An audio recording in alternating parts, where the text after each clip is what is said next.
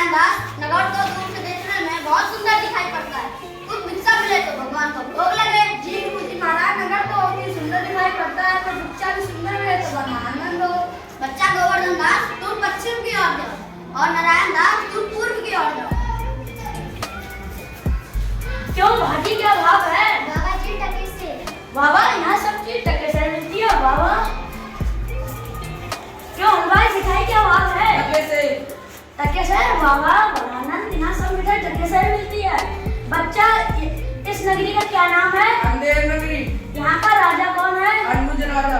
अंधेर नगरी, अनबुझ राजा, टके से भाजी, टके से खाजा। बाबा, बड़ा आनंद है। तो बाबा जी कुछ लेना हो तो ले ले। बच्चा, भिक्षा में 60 पैसे मिले थे, मुझे 350 मिठाई दे दो।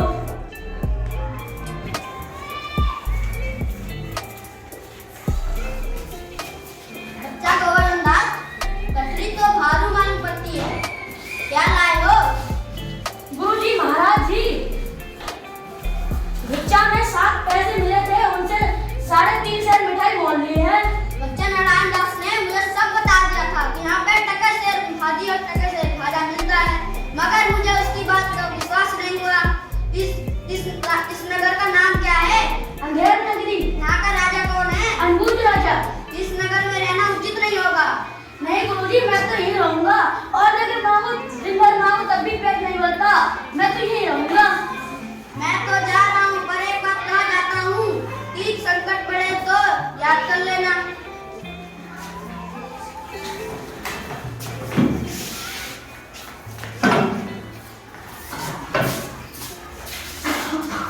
दुआई हो महाराज, दुआई हो।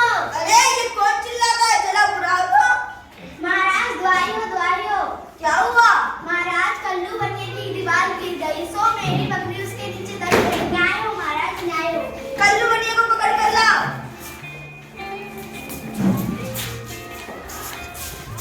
क्यों नहीं बनिए, इसकी बकरी दबकर कैसे मर गई? महाराज मेरा कोई कसूर नहीं, कारीगर ने ऐसी दीवार बनाई कि जो गिर पड़ी।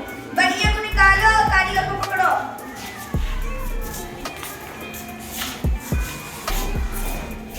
क्यों नहीं कारीगर, इसकी बकरी दबकर कैसे मर गई? महाराज इसमें मेरा कोई कसूर नहीं है, सुनने वाले ने ऐसा खराब चूना बनाया कि दीवार गिर पड़ा। कारीगर को निकालो, चूने वाले को पकड़ो।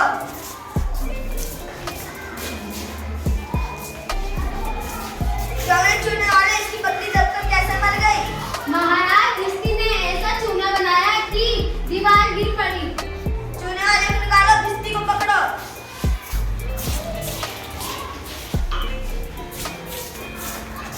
क्यों नहीं भिस्ती, इसकी बकरी दबकर कैसे मर गई?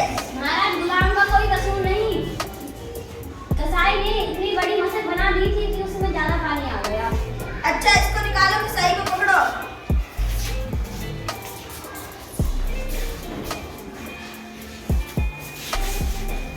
क्यों रे कसाई, इसकी बकरी दबकर कैसे मर गई? महाराज गहरी ने डगे की ऐसी बड़ी गेंद मेरे हाथ में थी कि मसक बड़ी बन गई। गडरिए को पकड़ो। क्या रे गडरिए, तूने इतनी बड़ी भेड़ क्यों बेची जिससे मसक बड़ी बन गई? महाराज उधर से कोतवाल की सवारी आई, उसकी भीड़ के कारण मैंने छोटी बड़ी भेड़ का ख्याल ही नहीं किया। मेरा कुछ कसूर नहीं। गडरिए को निकालो, कोतवाल को पकड़ो। क्यों रे कोतवाल, तूने इतने धूमधाम से सवारी क्यों निकाली जिसकी वजह से गडरिए ने छोटी बड़ी भेड़ का ख्याल ही नहीं किया और बड़ी भेड़ बेच दिया? महाराज मेरा कोई कसूर नहीं है। कुछ महाराज नहीं लटका दो इसको फांसी पर।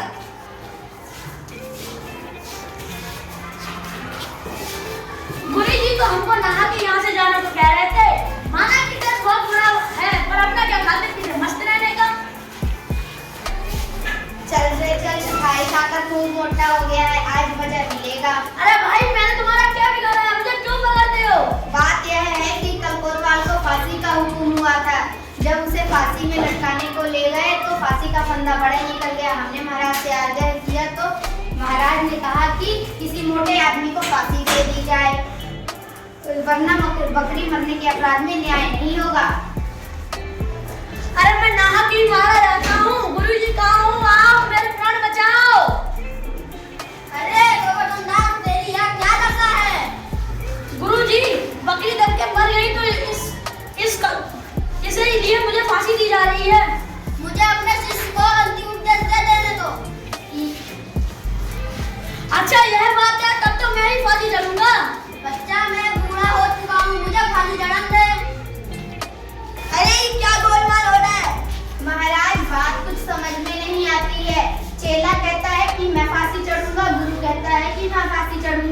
बात कुछ पता नहीं चल रही है।